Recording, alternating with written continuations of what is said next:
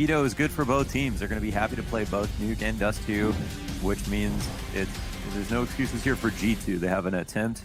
They know Astralis better than they know Heroic, and Astralis don't push as much. They are pushing more now, which is actually development in their Nuke, and we're going to see that now, but not quite as much as Heroic. So they'll have some space to work, and we'll see if G2 can actually come back to form. This would be a huge series for them. If they ended up winning this, I mean, this would be a giant upset as far as I'm concerned.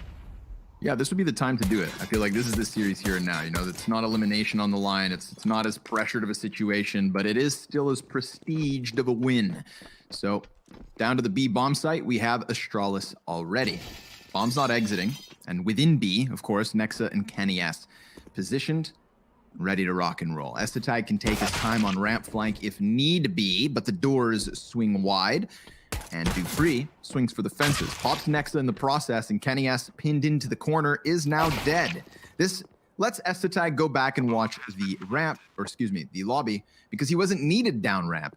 The entries to the B site went so well that he could go off and play plan B. Amanek with 1 kill for G2, but that's all they have so far in this pistol. Yeah, it's super simple to kind of figure out what was going on this round. G2 knew exactly what was coming. They just had to hit their shots. They had 2 in position in the lower site, ready to defend against this, execute, and you know, for Astralis, they get such a significant amount of control, being able to cross into secret with so many players without any casualties, and that's pretty much where the round is lost. Of course, you know, I mean, I guess you could try to get on it or at least keep him close to the bomb, but he'll die, he'll grab 1 frag, and that's just about it. So Astralis bomb plant, moving to the second round. They're already looking strong. Tough spot there for G2.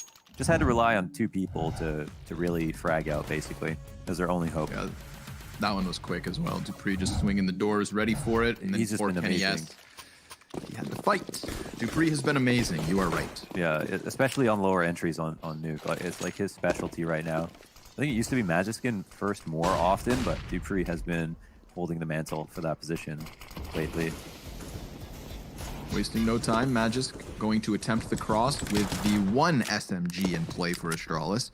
Everybody else better equipped for the situation. Hunter off at the top of hut, commits behind the box, and he's going to swing out wide there, making contact with the CZ, but it's Dupree with yet another successful early entry. Glaive giving cover, Magisk a 3rd kill. Very easy for Astralis, even catching out that late secret lurk. So this is perfect. Absolutely perfect for Astralis. The 2-0 start they would hope for, and as long as they can dodge Jax at the end of this, it's even 5 survivors. One thing I think that changed specifically after Astralis lost to Heroic the first time was that Astralis not tried to turn up the tempo, mostly on CT side, but we can see it on T side as well. The game is just getting a little bit faster. I feel like Heroic kind of rocked the scene a little bit with how fast they got to their spot, and they did it off of, I mean, a lot of gamble stacks on their CT side, a lot of aggressive openings on CT side, a lot of pushing that looked random, but it kept working. And I think that a lot of people had to re-examine how they were playing CS as a whole. And this is in year 8 of CS, which makes it even crazier. But I think we're really seeing Heroic have an impact on the way that Astralis are approaching the game now. And that's going to be found all over Nuke on both sides. And it's cool. And it makes the game even more exciting, which is sweet. Because these games have gotten longer over the years. We talked about it recently. Overtimes, economy changes, timeouts every map. So if a lot of the rounds end up going a little bit more quickly, that's a nice organic way to shorten the total match length. Keep it super exciting. You're on point. The fragility of economy, the importance of saving as a CT, you're dead on, man. So yeah, it does change up the pace, changes up the tempo. I love riding the waves of the meta. You know, it's pleasant out here. Yeah, I think it's really, it's amazing for CS that like that the game doesn't just slow down to people playing more and more slowly to win, and it says I'm rocking back the other way. Speaking of quick, man. Yeah, speaking of quick. Already down vent is Magisk, but obviously just versus the pistols here, Astralis not playing with any fear in the back of their minds. Device will allow for them to take secret. This could compromise the 1-man downstairs in Magisk, but so what if he is compromised? He is all alone without the bomb. So, I mean, just serving up as a perfect distraction. Look at this, like moths to a flame. Imagine a big old pack of moths like that. Yep.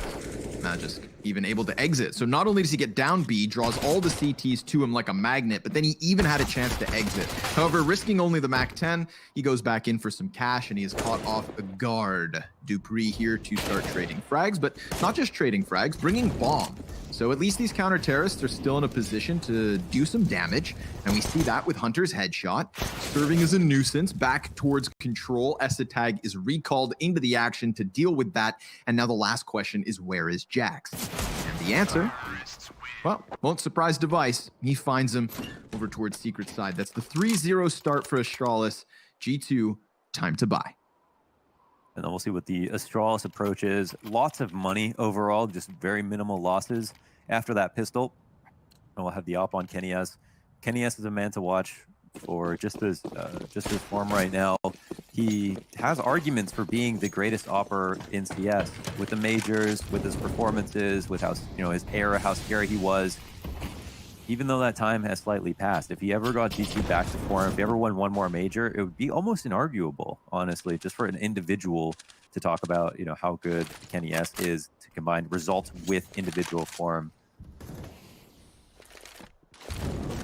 Man advantage for G2. Yeah. Catching Esatag on those ramp plays. Through smoke, though, so I didn't catch his perspective. I don't know if he even saw the man. But he killed the man. And that's what's key. Meanwhile, Astralis downstairs. In secret. Entirely in their control. Look at this pack mentality. They look like G2 from the previous round. Side by side here, contesting for B. I say contesting, but there's nobody here from G2. I don't know how they... I wonder if they killed Esatag in a strange spot and they actually don't think that it's anything to do with a lower hit. I don't know where Esatag died. Inside ramp. Like deep in trophy. Okay. Kind of down the lane through smoke. Yes, they might have been, you know, expected if they're going to be down here that he would have been in squeaky, but instead Jax has actually come to find the information for himself. Kenny S now move into position. Magisk will molly him out. They've got the cross mollies going. They'll have 7 seconds to put the bomb down, but Kenny S goes out for that risk, which he needs to take. Too much respect and you'll lose versus elite competition. We've learned that. And now it's a 4-on-2 spot for G2. Maybe 4-on-1. Device clean headshot. But still, low on health. Dupree alone in the site. Yeah, very much committed to the corner. We've got 4 flashbangs left here for Astralis. Device, he could definitely serve up a distraction as G2 try to get the retake rolling. Hell, Device, he could even hit some headshots, but he goes down first. Dupree with an answer, and still 2 targets to take. Trying not to get pinched, but he knows that it's inevitable. This crossfire's coming all the closer. He tries to section it off for 2 separate duels, but just in the nick of time, G2's going to jump on bomb and jump onto the board. You see that round is lost if Kenny S doesn't come out and get his kill, and that's the kind of play we want to see him make. And I think I mistakenly mentioned that Kenny S was the best player versus Endpoint. It was actually Hunter. Just Kenny S played well, better than he's playing on average. But Hunter is absolutely the best player on the team right now. And I think next, you know, could be the most important because a high-fragging IGL, he used to bring, as Maniac pointed out, so many ideas to the game. Flamemap cited him as one of the most innovative IGLs that he's ever watched. But another fast round. Okay, we've got a vent drop nice and quickly. Esatag has made it, safely escorted himself downstairs with the help of some chaos grenades just to cause a distraction. And Hunter probably a little bit upset at the prospect that he did get down, but they can't be sure of it yet. Yeah, I feel like even with last round kind of showing us the hesitance of rotating downwards, that 1 man in the vent's not the biggest deal. Nexa will be on the back of the site. They have Astralis out for a yard. Yeah, they have very reserved spots. Astralis have so much control in this round. They've got lower, they can cross outside, and the best that they have was 1 player from Hell crack spotting the cross, but now that it's smoke, they have no information at all. Not ideal. And look at the vent control for Esatag. I mean, there's not much else he has to do, really.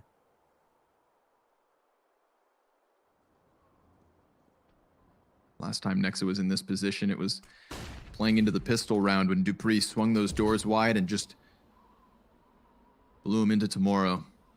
Could very well happen yet again. No indicator here from Astralis as they blanket the map in silence. Look at Jax. Jax sees nothing either. He's literally really no information. They're hoping it's some kind of heaven wrap, but they don't even realize. It's all about Nexa now. Good luck. Magisk opens first door. There's the wallbang from Esatag. That's so nasty. It forces the feet of Nexa, and he's on 8 HP. He's getting attacked through the walls, through the floorboards, and from the side, so no surprise he dies. Bomb will be planted safely tucked in corner as Aminex forced into the open. Magisk drops him, and this 4-man situation for Astralis looks good. It doesn't look good. It looks great.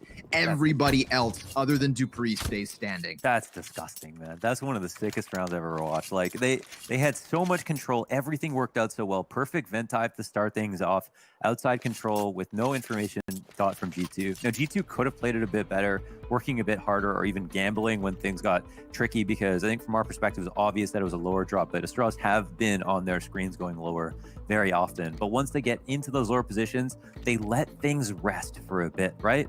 They let it come to room temperature. Nexa gets into the Xanterra spot, and then they wait until he gets there. You wait long enough, people can be predictable, and then they spam him in that exact location and go for the attack. It's just beautiful. Everything is just perfect. I love that. A chef's kiss. You said Hunter was the best player versus Endpoint yesterday. Just had a stat 77% success rate in opening duels. That's a whole lot of 5v4s. And unfortunately for G2, essentially walking into this one with a man disadvantage, because if you combine all of those pistols, it doesn't even make up half of the weaponry here of Astralis. On all cylinders, the Danes maintain a solid early lead. Bomb will be left back outside of lobby. No stress coming out of Astralis. No rush. Ooh, Jax getting curious, however. Killed by Esatag. Now, Esatag was spammed through smoke by Jax once. Esatag was caught dropping down into vent as well, so they've moved that piece around. This time he plays excessively patient, and it pays off with the opening kill. The worst thing they could do, pretty much is rush it. They've actually from a conditioning perspective, they've gone quickly so many times on these, even on the anti-ecos. G2 are probably cowering in their boots, sitting back. Oh man. Now they're jumbled up in the hut in front of a fire, but it's not a comfy campfire. Okay, it's a scary attacky fire that they want to stay near, but they don't want to. It's a scary burn fire. Burn fire. The caveman fire. Taking their time, delicately walking into this A-bomb site, watching all of the corners. Look at this, man. Esatag, he catches Jax on the push. Dupree finding Kenny S inside of the CT spawn. Then they finally have to make like the most aggressive moment of the round, which is just walking into the A site, which is clear. And they predict those final 2 CTs, catching them both in transition. I mean, Astralis just steps ahead, leaps and bounds ahead in that their anti-eco. Can they do it again with the guns? Round 7 is hot and heavy. Yeah, it's a new episode. Of course, the resets, right? Everyone back to 100 HP with the nades they need. They can kind of try again. Try not to let themselves down by being too passive. If it does come to a situation where they're low on information, maybe they gamble this time. A new lease on life, of course. Far faster. Already down secret. Magisk working his way down there. Esatag still lurking in the lobby. But it's Nexa to try and hold this back, perhaps. Not inside of the site this time, but rather the vents. And he's playing around on the ladders for the time being. Yeah, I mean, they're going down with the 2 rotations, so it looks like Astralis are prodding downstairs, but is this their final plan? Esatag's outside. Jack Molly. Okay. He gets burned forward there by the flames, so his hand thrown onto the table, and he's got a pair of 2s. Are they going Drops back up device at least. stairs? This is a question for me. Hunter, he's crossing outside now. Oh, but they grab Esatag. Okay.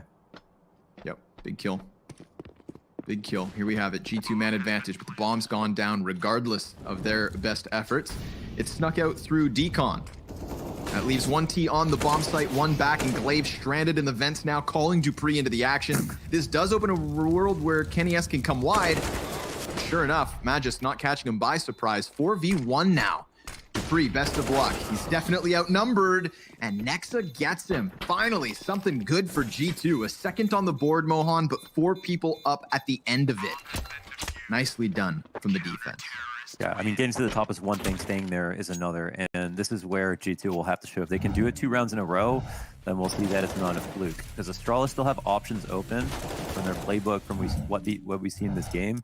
They tried something slightly new, but STAG got caught up outside, lurking in a new position. So pretty big credit to G2 for finding that out. When he wasn't in squeaky this time, he wasn't late ramp. He's actually been caught a couple of times now, how we think about it.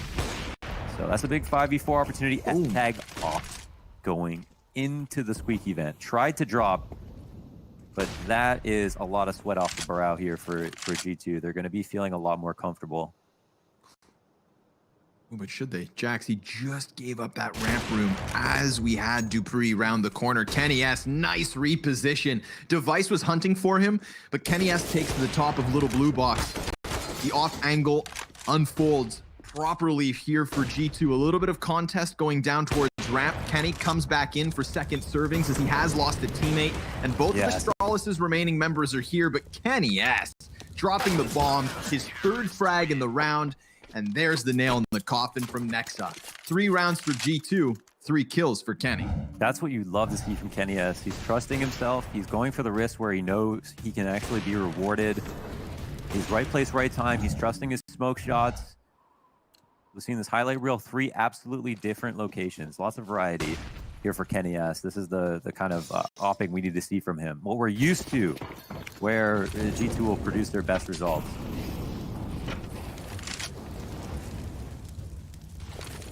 No smokes out the gate. Kenny's back in position, playing behind the air conditioning. Speaking of conditioning, here are those smokes. They've been a pretty solid consistency from Astralis. Yeah, they call it the fact that there hasn't been someone playing in secret. Now, this time around, Nexa will be there, but he's not jumped up. He's actually fallen back. Molly stopped him. Yeah, if he was playing within secret, he could actually call out that they're not crossing, but right now he can't know that, even though he did attempt to go there.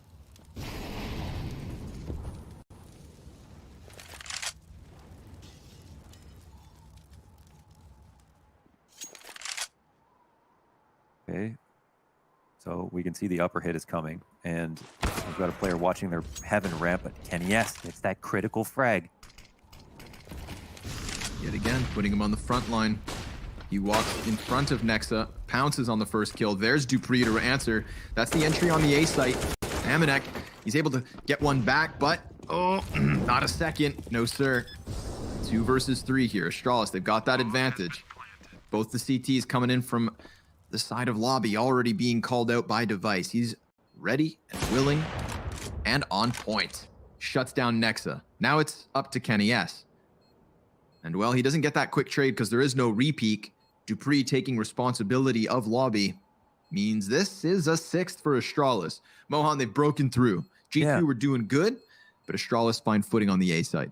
Yeah, I mean, they do something even more different now. It's a great round for like Kenny S to get that kill, to go out again, not be a slave to the control that Astralis have, right? They fight for information will win rounds with players this good. Now, the rotations were not bad for G2. They had kind of a similar setup downstairs, but they had enough firepower upstairs to put together a decent hold, and Jax was slowly coming up the ladder when they squeezed out. Astralis just reacted instantly, as almost they were going to think about executing upstairs anyway, but as soon as they lost Magus, that was the catalyst. So they went for it. Dupree gets that important first entry, of course. That can mean the world, and it ends up being a round 1. I don't think it's a badly played round from either side, though. Just more of that is what I hope to get from the series.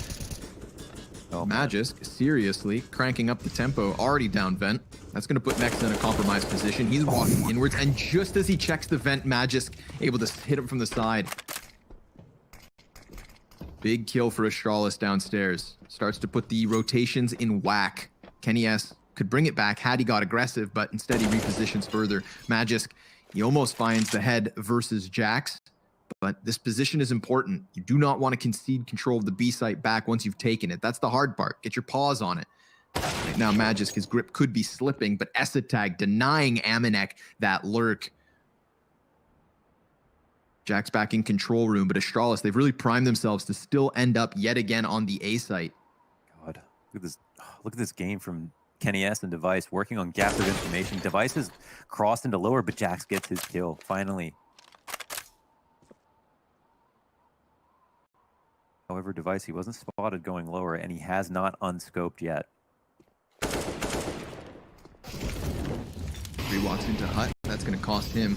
Hunter playing up close and personal. Now suddenly we're back into the even keel. Even the HP of Estetag kind of cancels out that of Jax, but the flash nearly interrupting Device.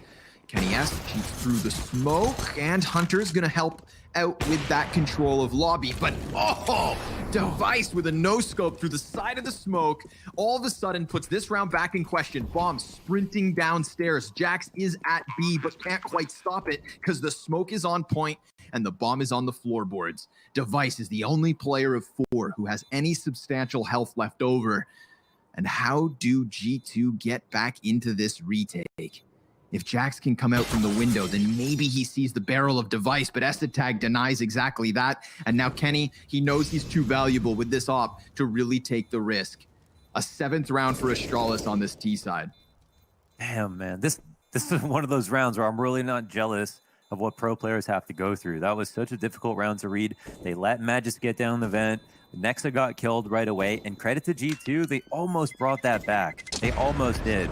But then Estetag makes that emergency rotate down lower. Device was able to cross outside on Kenny S's watch without being spotted. You know, a mix of fortunate stuff, a mix of good individual decision making, and most of all, I think it's more of the T's prerogative to cause chaos and not be sure exactly what has come of it, as opposed to the CT side that need to maintain as much control and cohesion to know where all the T's are. The T's are happy to be lurking in 5 different spots on the map, but not the CT. Sure. I mean, we caught Device's reaction to his own disgusting no-scope. I mean, you know, you throw that into one of those wild mid-round 20 seconds left type moments, it's no shock that G2 are kind of caught off guard by it all. And that third player could have made the difference.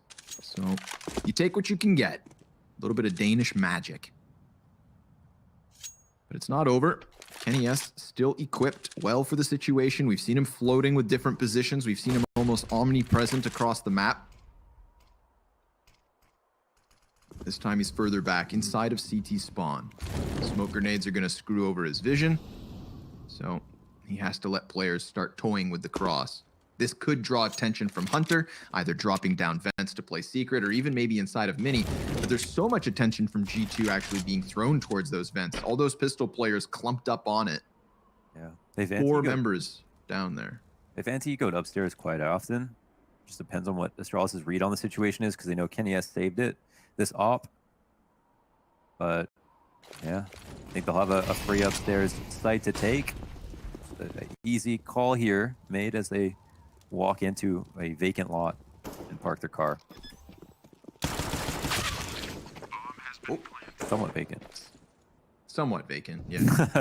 That man asked for a toll. Aminex not paying. Brute forced. But, you know, that's the gambles you play on rounds with pistols. I think the takeaway for G2 is at least Kenny S is still comfortably tucked in his bed all the way back in the depths of spawn. I'd like to know what the thoughts from the desk after this match, because so far it feels like it is very high level CS still going on. G2 are adapting, Astralis are one step ahead, but only because they look so damn good right now. But I'd like to see, you know, I'd like to hear their thoughts on this half so far. Even though it's 3-8 at the moment, we can still, I feel like we still see why G2 are such a top level team. And it's also, you know, specific emphasis on Kenny S and a couple of rounds where, you know, he did a lot, where it seems like his form coming back could be a big win condition, and the only reason they're kind of in this game as well.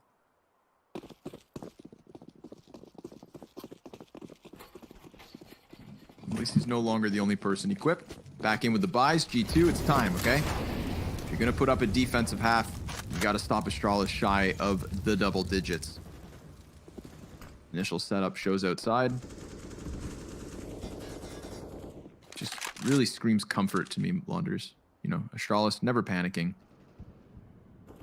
They're like a warm Cinnabon in the mouth. Captivating.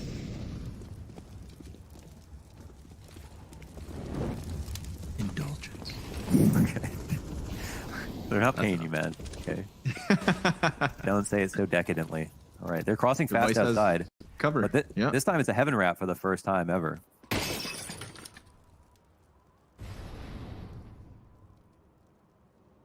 Yes. New squirrel trying to work it away. Magisk is on the cusp of heaven.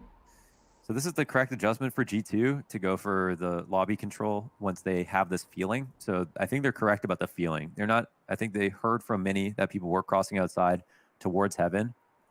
Where Astralis end is one thing, but at the moment they got KNS downstairs and they have lobby control. They should be in a pretty good spot. Hunter finds device just creeping in there. Magisk fully flashbanged.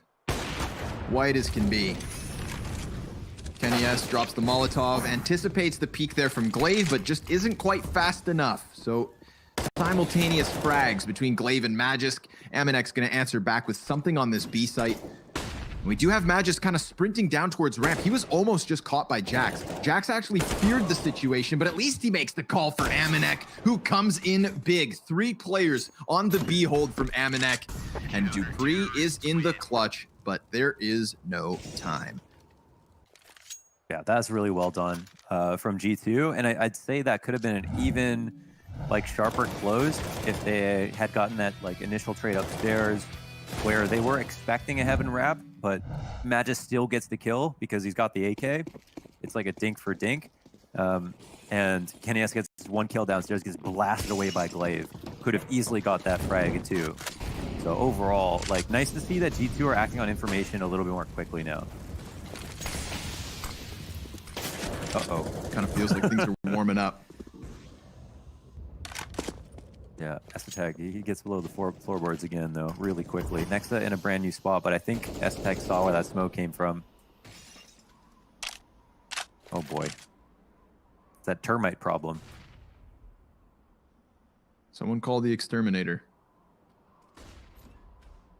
Estetag's doubling back, closer towards control. Smoke will soon fade. But again, Astralis, you know, once they sniff out a situation, they can just hold and pause and wait.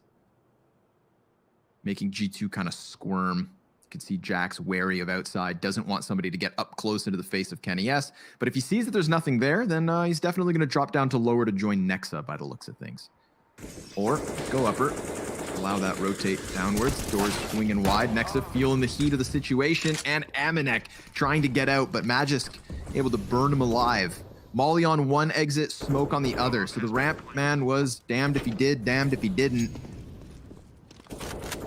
So he won't be able to find much in this one. G2, 3 survivors. KNS never saw any pressure. So if he's not swinging the op, then Astralis are kind of just walking into bomb sites and taking away the rounds. Launders, we're at the very end of this first half, and Astralis are very much gunning for those double digits. This is tactically such a sick half from Astralis. There's so much to talk about. I like how they use Estetag a bit differently here. I mean, they use him as a vent drop probably because he has a spawn.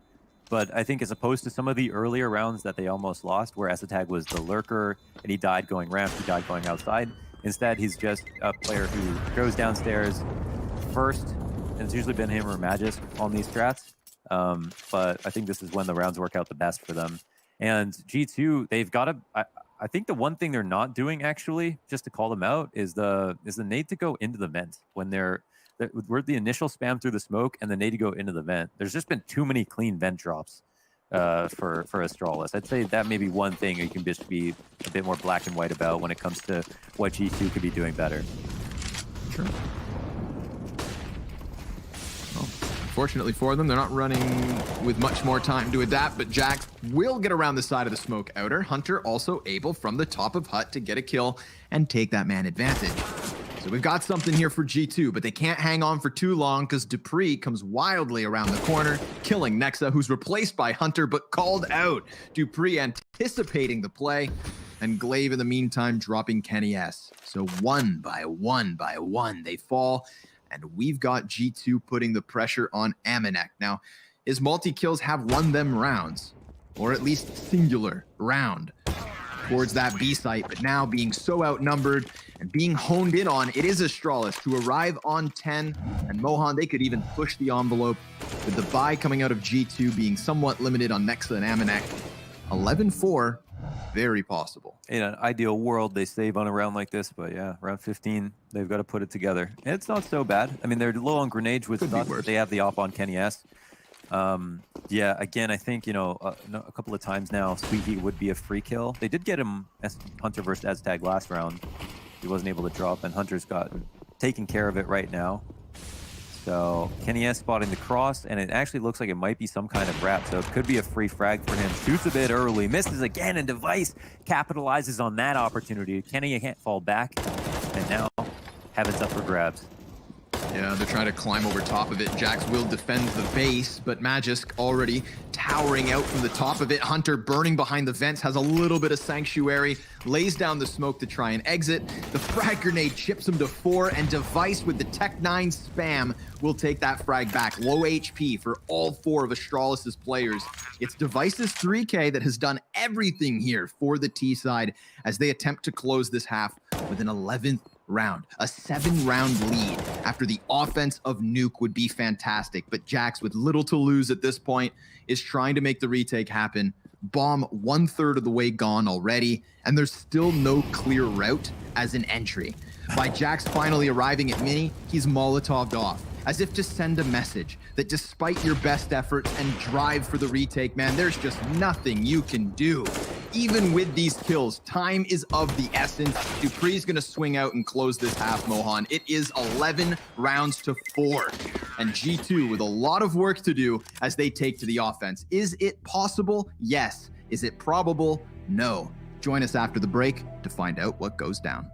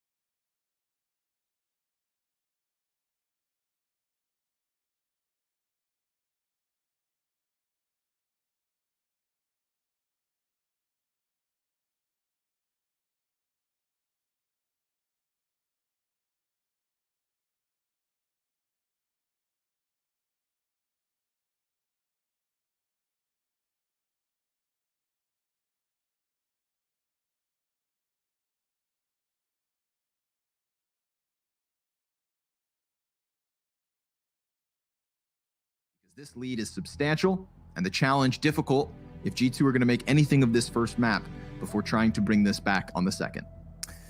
After a little bit of reflection, looking back at the first half, I could see that, it was such a pain point for G2 to stop the vent drop. And if they had done that, they wouldn't have been constantly with their tiny pail trying to bail water off of their ship after the hole had been, broken. They needed to stop that. They needed hemorrhage of bleeding right there, and they couldn't figure that out. And that's when things just got way too complicated. Has to tag Magisk down lower. And we could talk about how they could deal with the problem from that point, but that's a way harder problem to deal with than being able to get the spam the smoke and kill them when they're coming out, or drop the nades into lower, or play in the vent at the beginning of the rounds when so many people, or so many rounds in a row, Astralis kept going down there. But now we're into the second half. Astralis have benefited from that gap in the defense. G2 have taken a nade to the face on their outside default, and Astralis, 5 rounds away from closing out map 1. Pistol would almost seal the deal. We'll see. Got Glaive popping. Ooh, Noggins. Takes the headshot. Later, Kenny, yes. Man didn't even get a chance to cross, damn it. Hunter, what you doing up here? Waiting for Dupree. So it seems, and it worked out well. Device back towards ramp, getting challenged from his own damn spawn, and they jump across his crosshair, making things real awkward for the Danish star. G2, man advantage as they work their way closer towards that B site, but they kind of stagnate ever so slightly, and this does open a world where Magisk could find the player on ramp, but he creeps into Nexa. Had he peered downwards, Amanek could have been the possibility, but off of Nexa's kill, he's going to recall bomb, calling the action instead into the A site, which is secured by Hunter on vents. Really good mid-round rotations here from G2. Awesome pistol, and a 5th round of the board. And we can see, they're not... Yeah, I mean, they can be a slave to rotations as well if the T's play it well. And G2 are showing us how.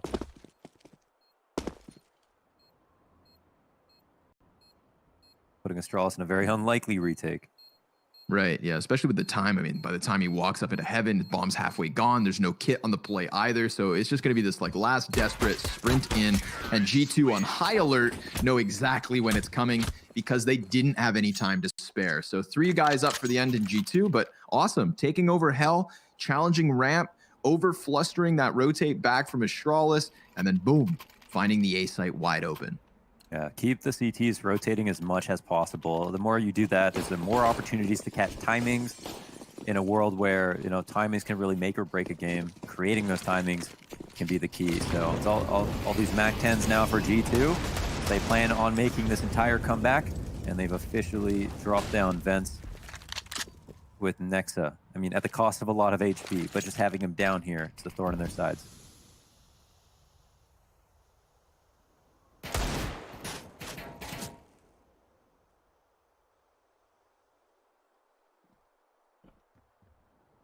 Oof. Did Glaive hear something? It looks... Oh, no, he doesn't know. But they're going to clear this out, and then he's going to spin around, right? Because they know he was down here.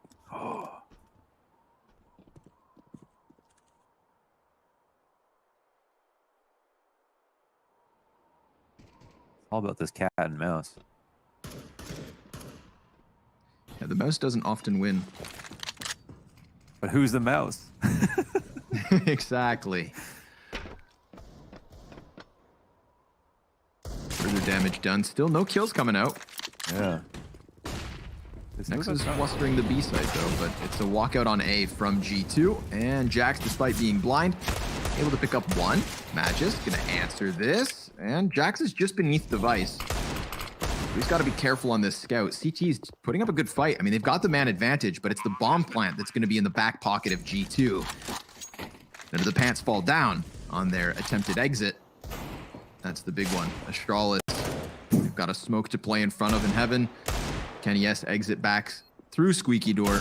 Magisk still sectioned off because of the smoke and mini, and that's a crucial frag from Device. Estetag chiming in with the deagle. It all falls onto Kenny. He's got the Galil, but he's got 8 HP and he needs to exit. So Astralis, yeah, they easily stick this bomb. It's the eco retake, Mohan. Yikes, they just had no... It felt like there was just no hope, even when they were comfortably in positions on the site. Saw how annoying Glaive was. He was like, just shoot at me. I don't care if I die. as long as you tell me where you are, because we have a man advantage and heaven control.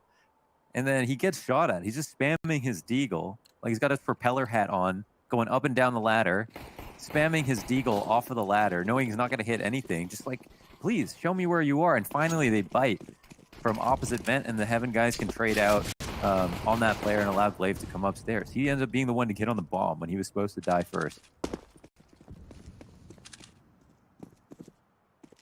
So You know what I suddenly, I know what you mean. It hurts. It hurts. Glaive with the 3-man Mac 10 play. Oh my God, he's using their own guns against them to make mad money. $7.7 thousand for Glaive at the end of this one. 2 kills from Device off the scout.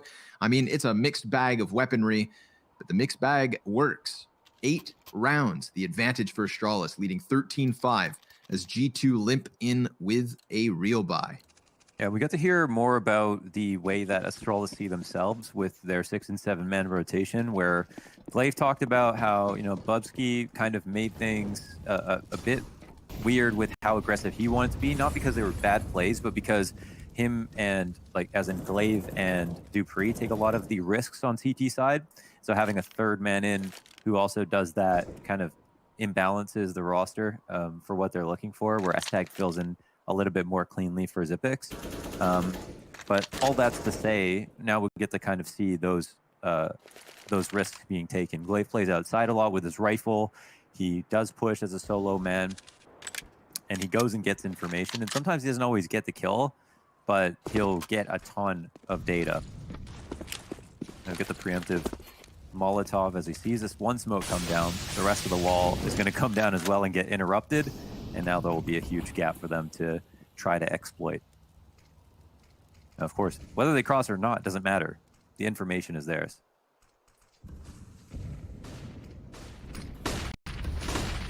Still, 45 seconds, no real commitment being made till now. Amanek is able to cross under the cover of a single smoke. So Jax is going to take damage as he gets over.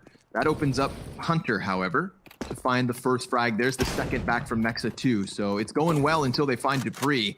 The shotgun blasting away one. Tag even within the site. Low HP, but trade frags efficient. Successful stuff in the last 20 seconds. If only they had the bomb, they could rotate up to the A site, but Glaive, he's in a position to just lock this down. They need to get the plant. They need to attack him from 2 directions, and he's just going to try and section this off. If Hunter is the only player to try and play bomb, then Glaive's doing a great job. Now he needs to survive. Kenny gets aggressive, and the gun goes dry.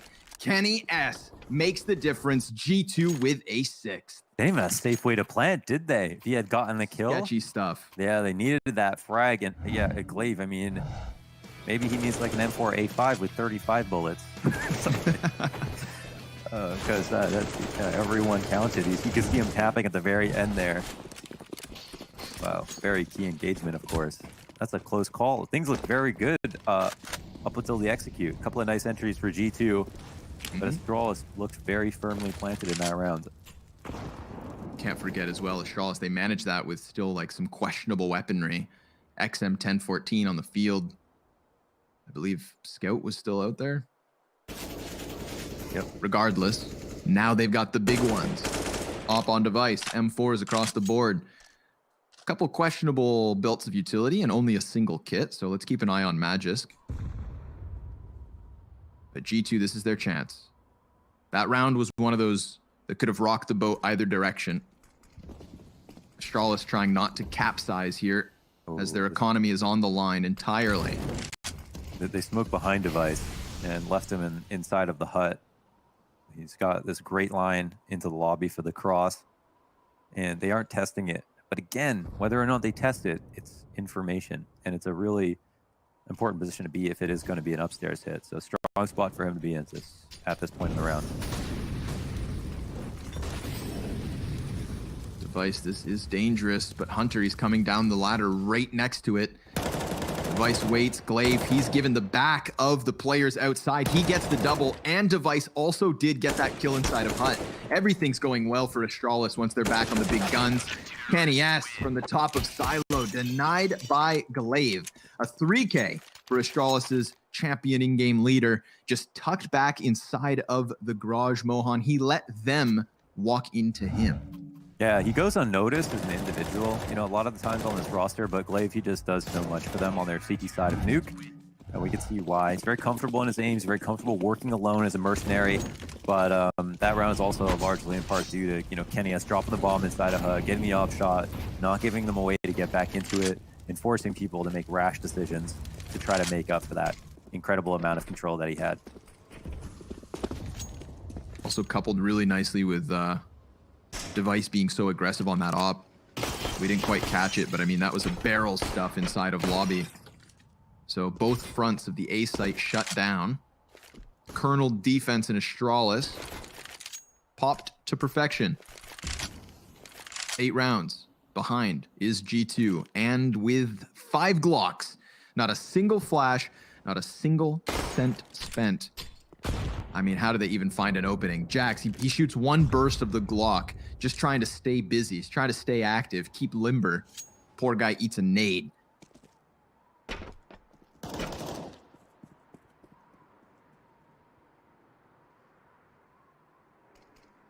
Well, it's good to see they're trying. They haven't given up. Listen, they lost the second round in the second half. Okay, they won the pistol. That was where it was supposed to begin. Then they dropped 2 rounds. Yeah. But you can see that because now they're trying so hard on this Glock save that they were trying the whole time. That's great. And that gets around the corner, but it's a crossfire from hell. Magisk able to replace Glaive as he does get swarmed, but I mean, Device just USP taps. No Kevlar, no chance. Astralis, they secure that 15th round. They've got 9 map points here on Nuke, picked by Astralis for a reason. And here comes the T timeout. We had the unorthodox mid-round pause to collect thoughts, and now they're going to cement those ideas before coming into this one and hoping something sticks. Only one player has more kills than the bottom fragger of Astralis, but for the most part, there's no hard carry this game. We had a good round from Kenny S in that first half, but ultimately it was 1 round and then 1 good pick after that. They've just been pretty much tossed around, and that is getting amplified here in the second half. They'll have one more go of it potentially with a litany of different weapons, 2 AKs, Deagle, Galil, MP7, and we'll see what kind of Jimmy rigged execute they can come out with to potentially leverage around and maybe a bit more economic freedom in another round. But in the meantime, Astralis, they won't even need to call much. They're just going to keep doing what they're doing, let the Vice work, and see if the opening kills just land in their lap. Yeah, if there's anything close to a carry, it's got to be Device, man. It's 1-2-9. Able to open up versus Nexa as well. So, I mean, while G2 are going back to what they did last round and just hanging out around lobby, this is a very proactive Astralis. I think they can smell the victory. They hunted it inside of lobby, but losing to Pre could just cool them off for the moment. Amanek swapping weapons here with Hunter. The angles are so OP, honestly, for the op to walk into the lobby. You can kind of clean them out. There's not a lot of hope unless you have the perfect crosshair placement as the rifler holding on. But you're so likely to die sitting and waiting. Waves waiting for that MP7 to round red box. It's a matter of timing, though. He's going to start making a move. It looks like this A site needs a little bit of help. Device calling for some action, and Amanek, he's going to find the better of it. Blindsides the player outer. Estetag back in cover, but Magisk, 3 kills, double headshot. Almost executes them all. Amanek, he doesn't have the bomb. He's got 15 seconds to retrieve it, and 2 players of Astralis are going to cut him down. A 16-6 victory here on Nuke. Some would call it easy. Yeah, especially with that second half. I mean, I was really interested in the game in the first half. I thought it was very tactically interesting, but Astralis just played way too sick today, and G2 are just not woken up yet. Unfortunately, had nothing going in that second half. And even in the first half, I think I was looking at them with more rose-colored glasses than anything. They had some issues they couldn't solve, and I'd like to see Astralis play a more on-form team right now. Hopefully, the second map delivers in that regard. Fingers crossed, baby. Fingers crossed. We'll have our analysts in between maps and a break before that, so we shall see you guys soon. Don't go too far.